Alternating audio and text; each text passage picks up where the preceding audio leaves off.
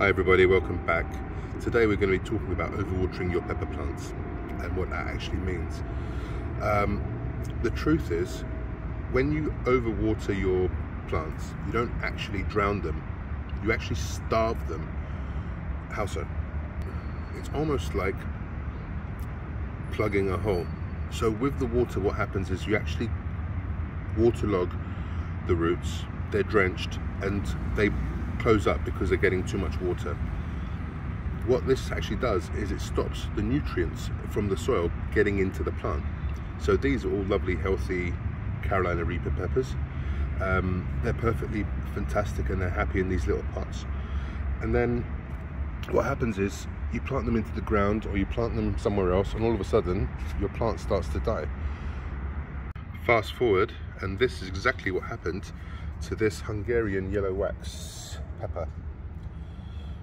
It was perfectly happy in its pot at the front, grew really well as a seedling, was even giving flowers when I first put it in here. And then I changed, as I planted more plants in this bed, I changed the watering frequency and the length of time that I was watering, and I overwatered this little puppy and he is not happy at all. So I'm trying to save him. I turned off the irrigation for a few days. It's a lot drier now. I turned off the emitters either side of this little fellow and he should come back, but what I effectively did was I starved him of all the nutrients. Let's try and get a bit closer now. I starved him of all the nutrients. Now these tomato plants are perfectly happy. These tomato plants went in after, they're perfectly happy, but this little fella here, he just stopped growing, and he was tall for his age. In pots, plants dry out a lot quicker, so you don't get, not that you can't overwater your plants in pots, you can, but coupled with the fact that it's a black pot and we're in Dubai and the sun is quite intense and the heat is quite intense, the soil dries out a lot quicker, and peppers like that. They don't like to have, oops, my bad. Peppers like dry conditions. They don't like to have wet feet or wet roots in this instance. So if you are going to be interplanting your peppers with other plants in a bed, just be mindful about the water, your watering system, and how you manage the watering for those specific plants.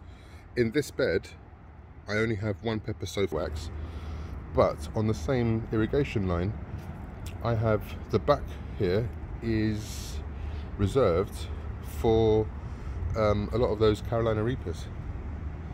So as you can see, the ground is still wet. I mean, I have reduced the frequency of watering to once a day, but I am going to again reduce the time of the length of time that the irrigation system is on for. Another thing I wanted to speak about was if you're using a no-dig method like I am, you should be okay without having to treat or add, food, fertilizer into the soil, because you're using good quality compost and so on. Now, I don't usually feed them. I have done for this specific one because I felt that there was some calcium missing from the plants.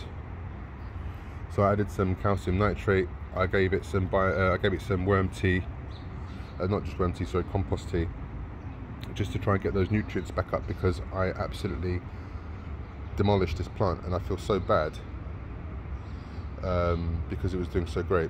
Anyway, if you do have any questions about how not to kill your pepper plants, please drop me a comment or a question in the comments below, or if you have any tips and tricks, please also leave a comment below for others to read, and also maybe for me. Maybe I'm doing something wrong that I don't know. So yeah, thank you very much for watching. Please hit the subscribe button and give me a like, and I'll catch up with you guys soon.